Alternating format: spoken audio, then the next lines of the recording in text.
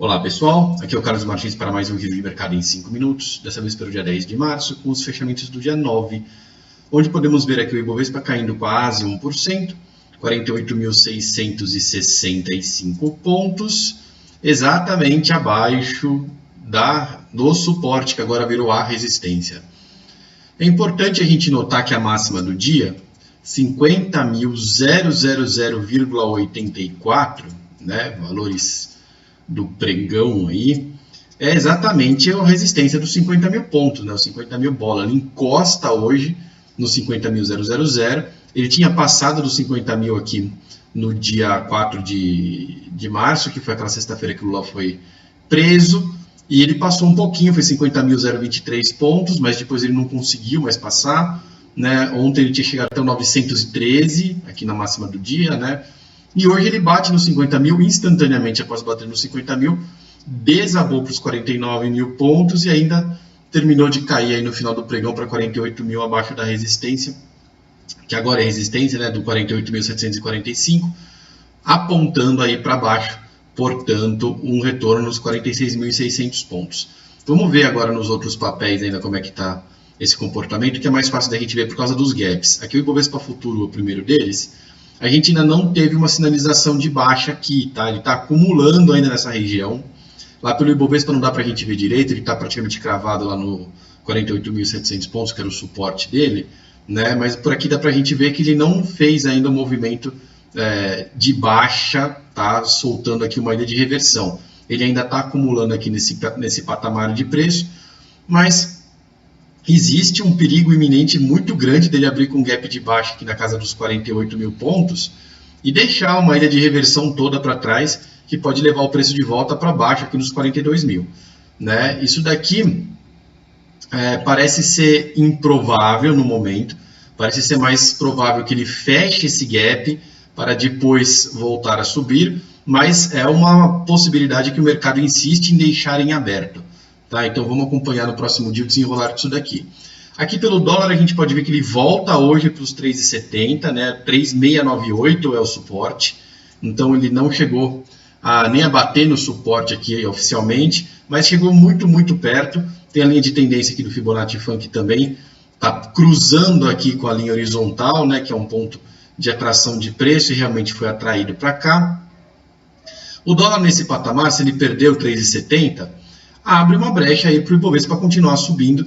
É por isso que existe, né, a possibilidade do Ibovespa apenas corrigir para amenizar essa distância que ele está das linhas de tendência de alta dele, que ele realmente subiu muito em 2 dias na semana passada, tá? Muito por causa de 2 fatos relevantes, pontos fora da curva, né? Tanto na quinta como na sexta-feira da semana passada a gente teve fatos extra pregão aí vindo do cenário político que alimentaram aquela alta direto até os 50 mil pontos, e agora ele está acumulando naquela faixa de preço, esperando as médias chegarem mais perto. O dólar pode dar uma subida, amanhã de volta aqui até o 3,75, tá? O Ibovespa pode dar uma corrigida para fechar aqueles gaps que ele deixou em aberto, para depois o dólar passar para baixo e o Ibovespa passar para cima. Essa é uma leitura que fica muito simples de ser feita quando a gente conjuga o gráfico do dólar com o gráfico do Ibovespa. Se a gente olhar só para o Ibovespa, fica uma possibilidade muito grande de reversão de baixa em aberto. Tá? Então, por causa disso, a gente tem que esperar aí as cenas dos próximos capítulos para ver qual que vai ser a indicação. Aqui a Petrobras, que está no mesmo esquema, né? Tem R$ 8,00 aqui em cima como resistência, uma faixa de resistência que vai até 8,50, tem essa linha preta aqui em cima.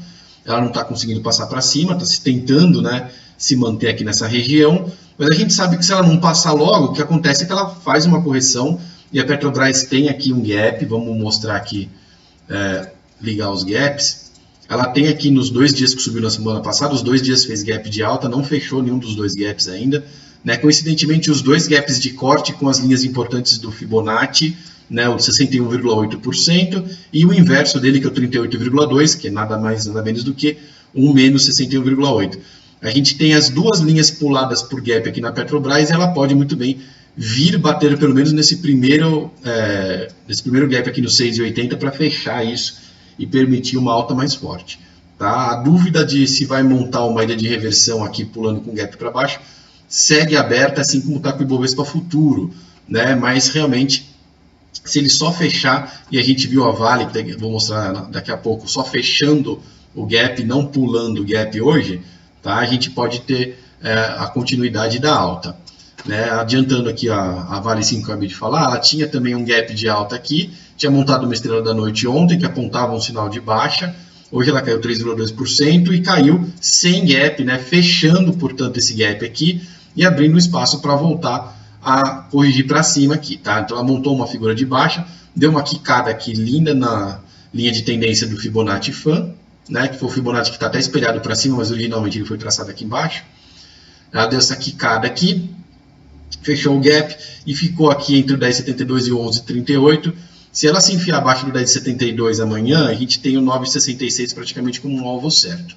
Tá? Se não, se ela conseguir se manter acima do 10,72, ela pode voltar a ficar andando aqui ao redor dos 11, porque esse gap que tinha aberto aqui já fechou e não tem outro por perto, só lá embaixo, mas esses aqui também, eles estão se auto-fechando aqui com esses de trás, né? Então, o que tinha mesmo em aberto para cá era esse daqui. Aqui o Banco do Brasil, que diferente das figuras que a gente esperava ver, montou uma estrela cadente, que é o sinal de baixa, e pode jogar o preço para fazer um pullback aqui no 18,69. Tá? O Banco do Brasil, que rompeu aí o 18,69 para cima com projeção no 22,55, né? E o suporte aqui no gap dos 16,99, está muito longe do 16,99, né? Está 18% acima aí do suporte mais forte, tá? O 18,69 também funciona como suporte, mas essa figurinha aqui aponta que ele pode fazer um pullback aqui no 18,69 antes de continuar. Realmente, se ele fechar abaixo do 18,69, a coisa dá uma complicada para ele. Aqui o Itaú também fez um sinal feio, né? Ele fez aqui um envolvente de baixa, tá? Vamos dar uma olhada aqui no candlestick 3 em 1. Vou colocar aqui o candlesticks 3 em 1. A gente tem aqui uma sinalização, vamos abrir um espacinho para cima. Tá? Um envolvente de baixa, ó, montado aqui, ele que tinha feito um envolvente de alta um dia antes, né? Mas estava tudo bem que estava meio disforme, porque o candle foi muito maior do que o anterior.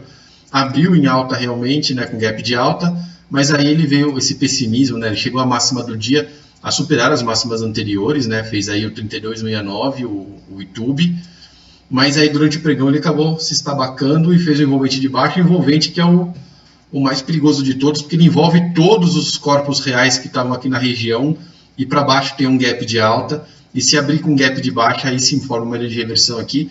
Então, embora analisando lá pelo dólar, a gente tenha a impressão que o dólar pode romper o que ele não fez, tá? O 3,70 para baixo, e corroborar aí o Ibovespa subindo, né? Tá todo mundo ameaçando cair os papéis e o Ibovespa. E aí, se isso acontecer, o dólar explode para cima de novo. Então, tá todo mundo no meio do caminho, mas ninguém se decidiu. Tá muito, e não tem prazo para definir, tá? Se ele voltar a subir um pouquinho aqui e os papéis também forem se mantendo nesse lugar aqui, a gente vai ver o tempo passando sem nada acontecer concretamente. Mas se cair, né, e montar essas ilhas de reversão que está apontando e o dólar voltar lá para casa dos R$4, realmente o cenário volta muito parecido com o cenário que era um mês atrás. E para encerrar, vamos falar da Ambev. Ambev, que distante aí dos outros, ela tem um pequeno gap de alta aqui que foi fechado hoje. Né, o gap dela estava no 18,59, a mínima do dia hoje foi 18,58, então por 1 centavo ela fecha o gap, tá, que podia montar uma ilha de reversão, não monta a ilha de reversão, mas realmente a figura que está montada aqui é uma figura muito feia. Ela abriu nos 19,25 praticamente, na abertura foi 1 centavo abaixo da resistência, a máxima do dia bateu na resistência, né, e depois ela me cai tudo isso aqui, 2% de queda, de volta para casa dos 18, né, apontando aqui para essa região do meião aqui do 1800, então realmente é outra que não está com força suficiente para subir além do movimento que a gente viu na semana passada. Tá bastante claro vendo tudo aqui que o movimento que a gente viu na semana passada foi uma antecipação, tá, de preço, né? Não tem motivo para passar acima daquelas máximas da sexta-feira, e isso a gente está vendo aqui nos pregões dessa semana, alguns papéis passando das máximas, mas em linha com os fechamentos dos leilões aí, não tem nada que está tão otimista assim, e se demorar muito para subir, volta a cair, né? Essa não tem muito o que esperar dessa conjuntura.